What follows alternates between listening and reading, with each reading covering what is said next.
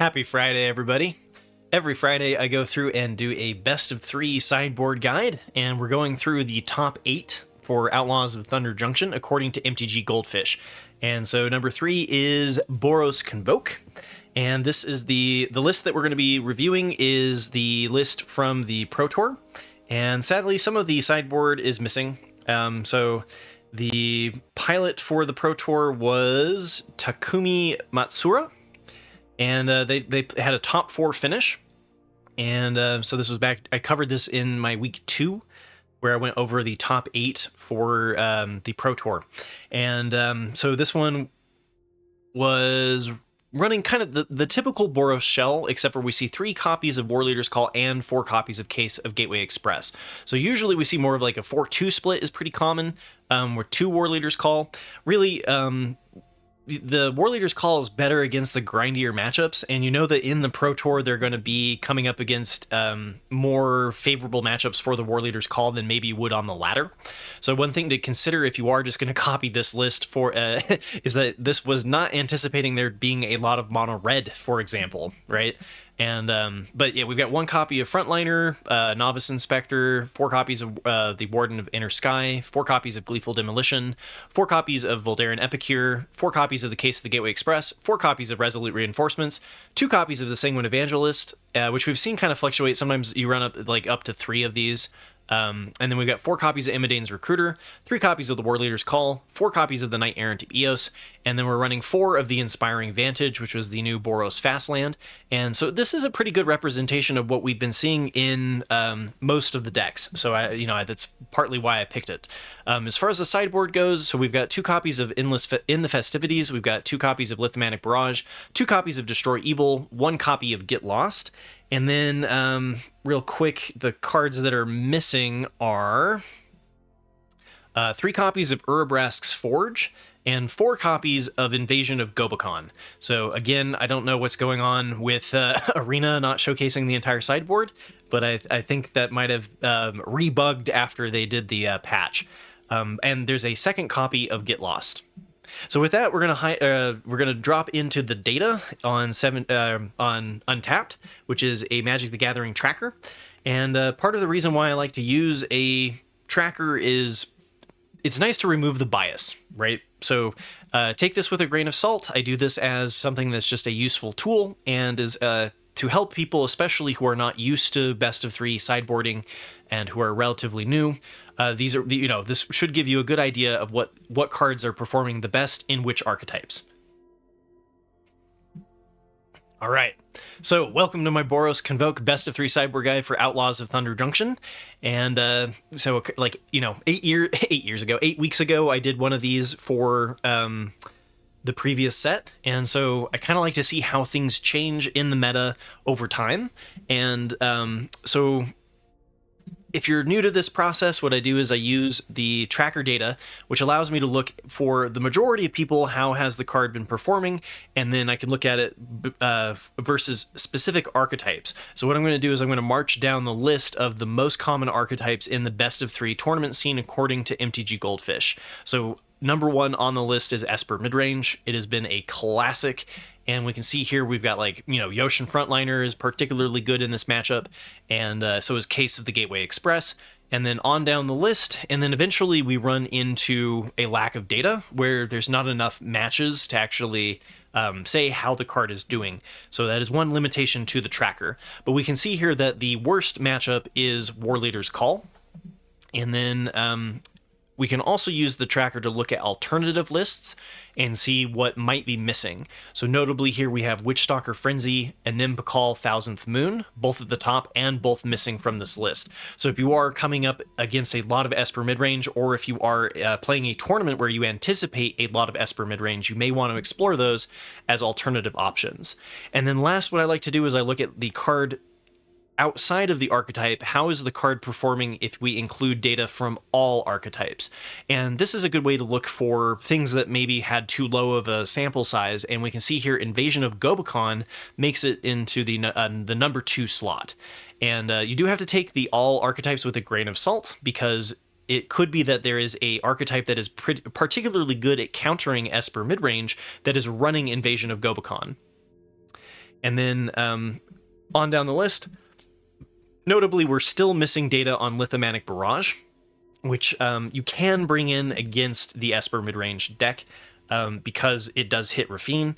The problem with it is something like if the Esper midrange list is running something like Gix or the other blanking on the name, Preacher of the Schism, the 2/4 Death Toucher, the mono black cards in Esper midrange, Lithomatic Barrage is just hate against blue and white.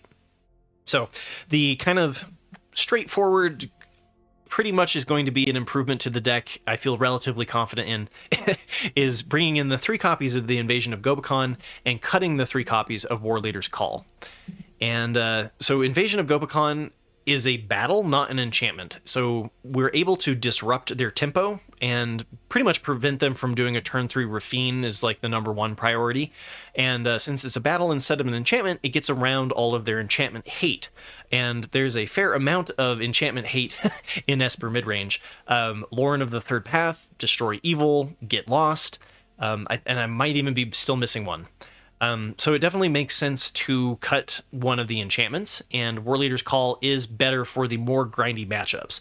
So I was mentioning that, they brought War Leader's Call in or up to 3 copies from 2, and so it's better in Domain and Azorius Control and some of the other anticipated matchups, as we'll get into. So here it's not particularly good against Esper midrange, and this matchup specifically is more about who can control the board, and War Leader's Call does not develop the board. So then we continue this process on down the list. Second most common matchup was Domain, at least at the time of doing the sideboard, because the Pro Tour Domain took down first place. So we've seen a spike in the Domain lists.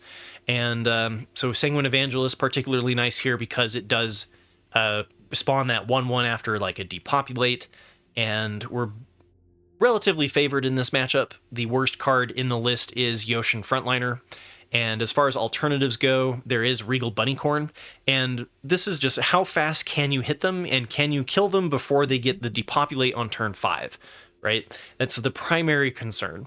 And we can similarly open things up for all archetypes, and this is a really good example because In the Festivities is probably coming in from mono red, and is a good example of why it should be taken with a grain of salt when you're looking at the all archetypes category.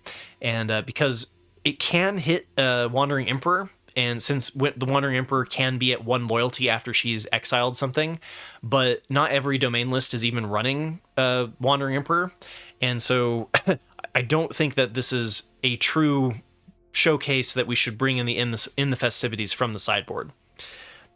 And then we go on down the list, and surprisingly here, so we do see Urabrask's Forge, which is kind of a classic one to bring in against the more grindy archetypes, because if they do wipe the board, then Urabrask's Forge is creating this recurring threat. And I do think you could bring it in as a sideboard option. If you did decide to bring it in, I would probably cut 1 Yoshin Frontliner and 2 Case of the Gateway Express. But it isn't conclusively a better substitution because if you go back and look at it, it wasn't listed specifically in the archetype data.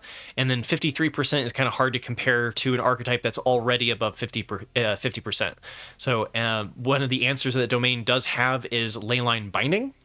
And so it's not like it's a complete obvious inclusion for Domain. So I do think that for the most part, you can get away with just not worrying about sideboarding against Domain. I think the deck is relatively tuned against that matchup.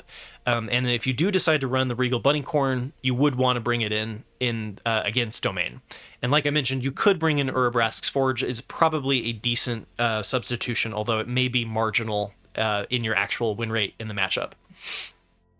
And then Boros Convoke, this is the mirror match, and for whatever reason, Boros Convoke is close to 50-50 in the tracker data, but slightly disadvantaged. Excuse me. And the top of the list here, we've got Get Lost, so we're going to want to be bringing in the 2 copies of Get Lost from the sideboard.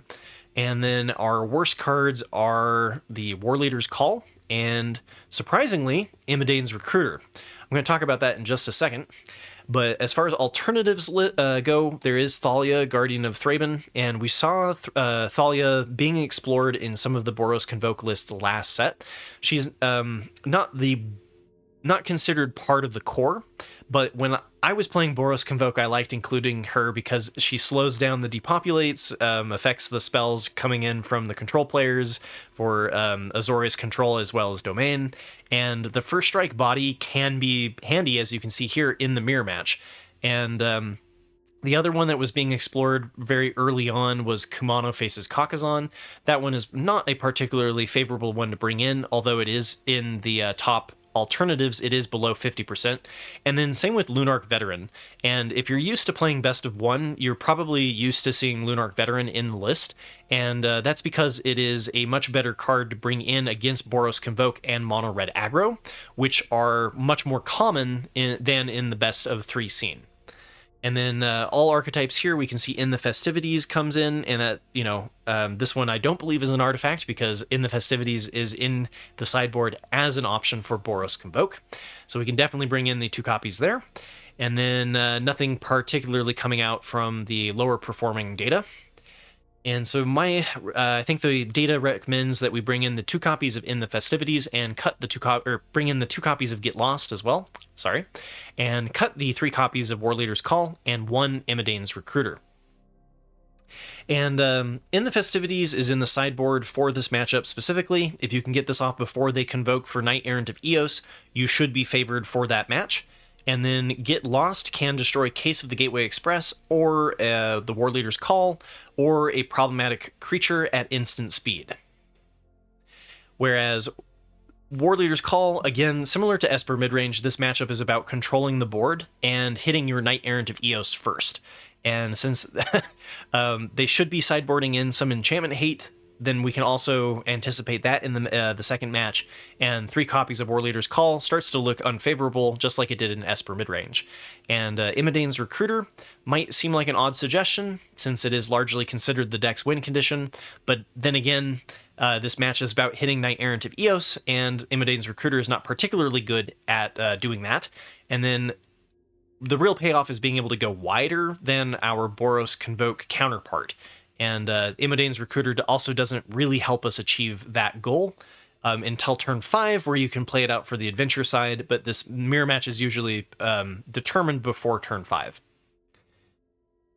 And then next up on the list, we've got Azorius Control, and we've definitely seen an increase in the amount of Azorius Control lists, as I covered in my meta review that I do every Monday. Azorius Control was in the top 3 tournament finishers on the Standard Challenge 3 times out of the 9 spots. So 1/3 of the top 3 finishes were Azorius Control.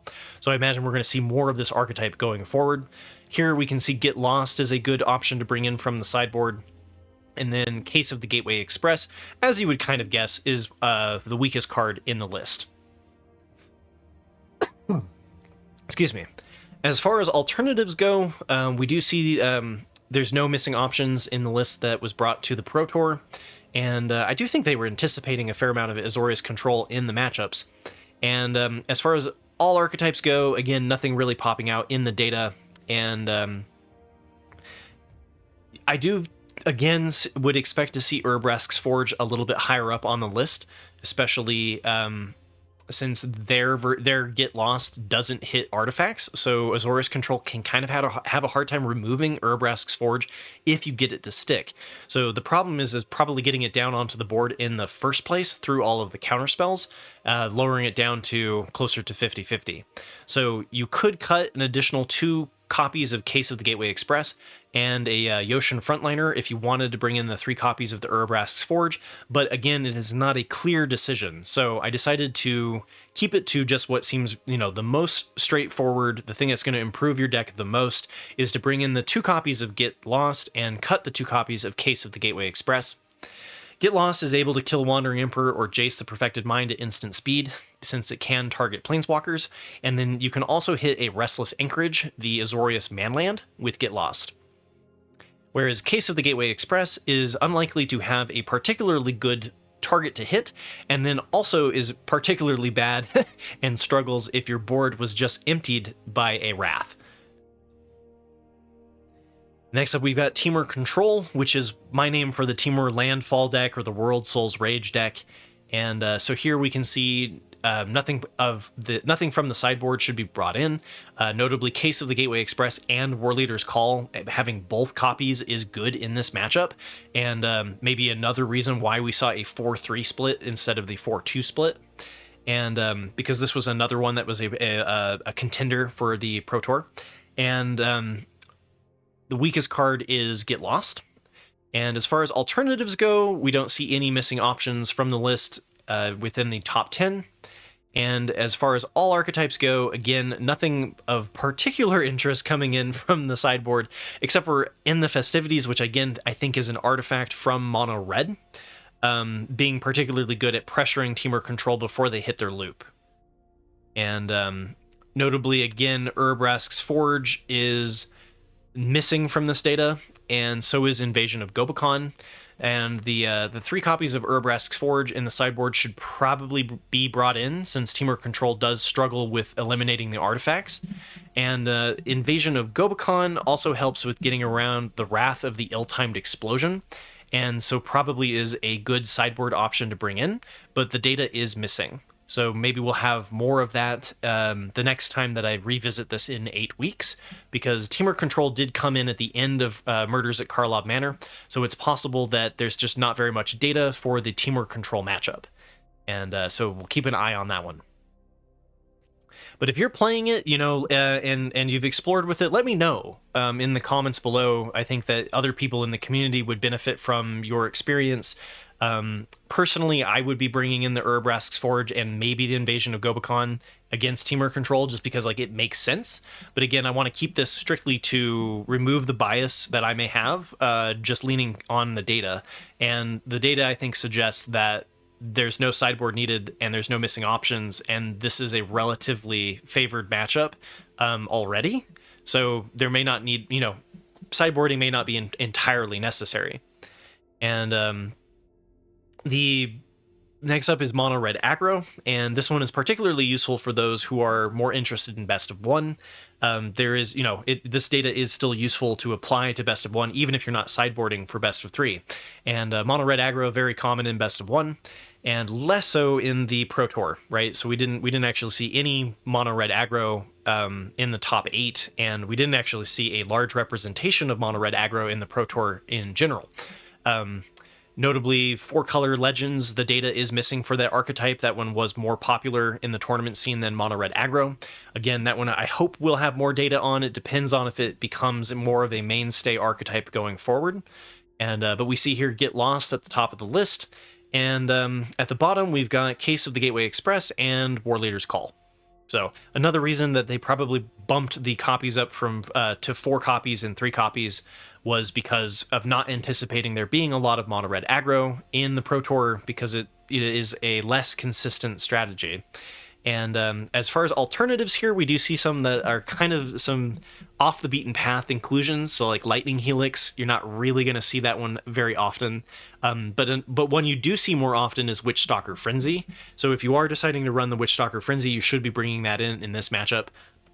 And then again, we see Lunarch Veteran in the top 10, and is good against the Mono Red Aggro, and is why you typically see some included in the Best of One lists. And as far as all archetypes go, we can see Invasion of Gobekon comes in at the number 2 spot, and no real anything interesting coming from the worst performing cards. So I think that the data suggests for Mono Red Aggro that we bring in the 2 copies of Get Lost, and bring in the 4 copies of Invasion of Gobekon, and cut the 4 copies of Case of the Gateway Express and 2 copies of the War Leader's Call. And Get Lost is handy for being able to destroy their creature at instant speed, especially when they go to cast Monstrous Rage after you've done a block and they're trying to get the trample damage over. You can often get a 2-for-1. And you can also hit Kumano Faces Kakazan because it can destroy enchantments. So Invasion of Gobekon, on the other hand, is particularly good at removing their 3-drops, because Mono Red typically runs a very low land count, and so making their 3-drop cost 5 largely removes it from the game. And then Case of the Gateway Express, this one, we'd rather be developing the board and trying to survive, especially when we're on the draw. And in this matchup, mono red is definitely the beatdown. So we can pull out the enchantments, which are not developing the board and don't block particularly well. And then last but not least, we've got Golgari midrange, and this one's a favorable matchup, and we can bring in 2 copies of Get Lost. And the worst card with data is War Leader's Call, but it does have a 58.1% win rate, so not a bad place to be. As far as alternatives go, again, nothing coming in here missing in the data. And as far as all archetypes go, nothing popping out on either page. So for Golgari midrange, we should be bringing in the 2 copies of Get Lost and cutting the 2 copies of War Leader's Call. Get Lost, over the weeks, we've seen Golgari midrange struggle from early disruption. So they typically, if you can remove one of their 3 drops with something like Go for the Throat or Get Lost or red removal, then remove the Glissa Sunslayer, the Preacher of the Schism, the Graveyard Trespasser, and the Golgari deck starts to crumble a little bit, especially if you are able to apply pressure early. And then if you do, manage to make it to turn 4, or I should say if Golgari manages to make it to turn 4, you can also hit Shieldred the Apocalypse and prevent them from getting the life gain. Whereas War Leader's Call, it's not a dramatic improvement, but War Leader's Call was the worst performing card. It is still above 50%. And Golgari midrange does run some enchantment removal, like Glissa Sunslayer. If she gets through, then she can destroy an enchantment whenever she deals damage. And then Tear Asunder is artifact and enchantment hate that can be kicked. So we'd much rather have removed something from their board, with Case of the Gateway Express, for example, if we are going to play an enchantment. So that's going to do it for the overall sideboard guide. Let me know what you think in the comments below about whether or not this was helpful. If you think the data completely missed something, sometimes there are artifacts, and I think sideboards always make interesting discussions. So next up, though, I do want to finish with my overall impressions after going through this process. And notably, Lithomanic Barrage was missing from the data. It is not a bad card to include in your sideboard. It is a quite common inclusion. You're going to bring it in against any time that you're against blue and white, kind of giving you the knockout blow version of bringing it against mono red, right? But that one is typically not brought in all that often, especially in best of 1, so is missing from the data. And Urbrask's Forge is probably worth bringing in against some of the longer matchups like Temur Control and Domain, but wasn't captured in the data. Again, low sample size issue. The fact that a Pro Tour player brought it into the sideboard probably means that it's there for a reason. Go figure, right? And then Destroy Evil is a classic sideboard option against Esper midrange, or at least it was when they were running Wedding Announcement and Virtue of Loyalty, and we are starting to see enchantment lists for Esper midrange, and it might not be as great of an option since it doesn't perform as well against the other archetype that's running a bunch of enchantments, which is Boros Convoke. And so for climbing the ladder, personally, I'd be curious. I'd consider bringing in the Witchstalker Frenzy. The Pro Tour wasn't expecting much mono red aggro, and it was, Witchstalker's Frenzy was a good option against the mono red aggro as well as the Esper midrange. And so it could be an interesting one to explore over the Destroy Evil. And then Lunarch Veteran was also good against mono red aggro and the mirror match of Boros Convoke. So for climbing the ladder where you're going to see more mono red aggro and Boros Convoke, you may consider that as a sideboard inclusion over the Urbrask's Forge. So I'm curious about running curious about running those two. So if you've made it to this point and listened to my ramblings, thank you very much. I do appreciate it. And I would love to hear back from you about what you think about this whole process and whether or not you think it was helpful. So I do appreciate your guys' feedback. It helps me better serve you and create better content. So these guides do take a fair amount of work to put together every week. So if you could take the time to click like and subscribe, I greatly appreciate it. And if you want to go above and beyond, you can click join to become a YouTube member, or subscribe on my Twitch, or join as a Patreon as a way to financially support me. I do hope to do this full time, so I greatly appreciate the financial support, and thank you to those who do. Good luck crushing in your matches and RCQs, and I'll see you next Friday for another Best of 3 sideboard guide.